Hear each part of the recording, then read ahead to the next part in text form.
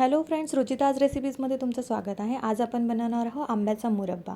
त्यासाठी आपल्याला लागणार आहेत छान आंबे. छान असे हिरवेगार आंबे मी धुवून घेतलेले आहे. हे आंबे बघू शकता, मस्त असे रसरसीत गरगरीत आंबे आहेत. याला आपण छिलून घेणार आहोत, किसून घेणार आहोत छिलणीच्या सहाय्याने. छान असे छिलून झालेले आहेत आपले आंबे. आता त्याचा आपण किस काढून घेणार आहोत. हे आंबे जे आहे आम्ही गावावरनं येताना एका शेतात मस्त असे आंबे दिसलेले आणि तिथनं मी तोडलेले. त्यामध्ये एक वेगळीच मजा असते.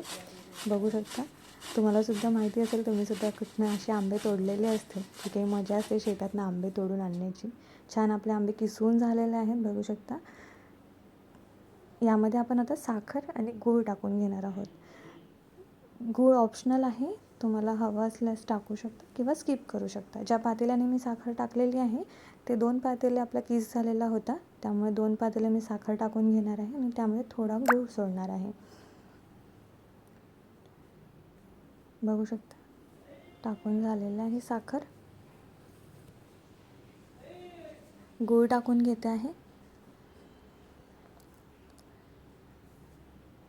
आणि हा जो मुरब्बा आहे ना, तुम्ही तो 1 वर्षापर्यंत छान असा राहतो. तुम्ही तो वापरू शकता. लवंग मुरब्बा आहे ना, तुम्ही तो 1 वर्षापर्यंत छान असा राहतो. तुम्ही तो वापरू शकता. लवंगसुद्धा, विलायची आपण टाकून घेणार आहोत त्यामध्ये. त्याला छान असं फिरवून घेऊया, एकजीव करून घेऊया. पूर्ण मिक्स झालेलं आहे छान. गॅसवरती ठेवलेलं आहे. कमी आचेवर आपल्याला याला शिजवायचं आहे. पावर कमी ठेवायचं आहे. साखर अशी पूर्ण विरघळू द्यायची आहे आपल्याला. हा मुरब्बा आपण पोळीसोबत जेवताना असा चटपटीत मुरब्बा तयार होतो. यामध्ये तुम्ही तिखटसुद्धा टाकू शकता, जेणेकरून त्याची जी चव आहे आंबट गोड तिखट अशी येईल. छान असं फिरवून घेतलेलं आहे. छान असं मिक्स झालेलं आहे. आपण याची वाफ काढून घेऊया. झाकून ठेवलेलं आहे. एक 5 मिनटं आपण वाफ काढून घेणार आहोत. छान अशी वाफ काढून घेतलेली आहे. बघू शकता, साखर आणि गूळ असं पूर्णपणे मेल्ट झालेलं आहे. पुन्हा आपण वाफ काढून घेणार आहोत. बघू शकता, मस्त असा रंग आलेला आहे.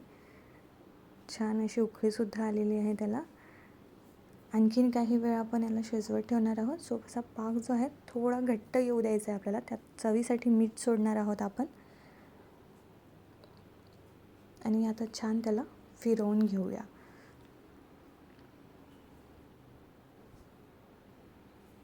बघा किती मस्त असा रंग आलेला आहे. चटपटीत असा आंब्याचा मुरब्बा आपला तयार होत आहे. याला कुणी गोड आंबा म्हणतात, साखर आंबा म्हणतात, गुळ आंबा म्हणतात. असे वेगवेगळे नाव आहेत. बघा, छान असं एकदम मस्त असा रंग आलेला आहे.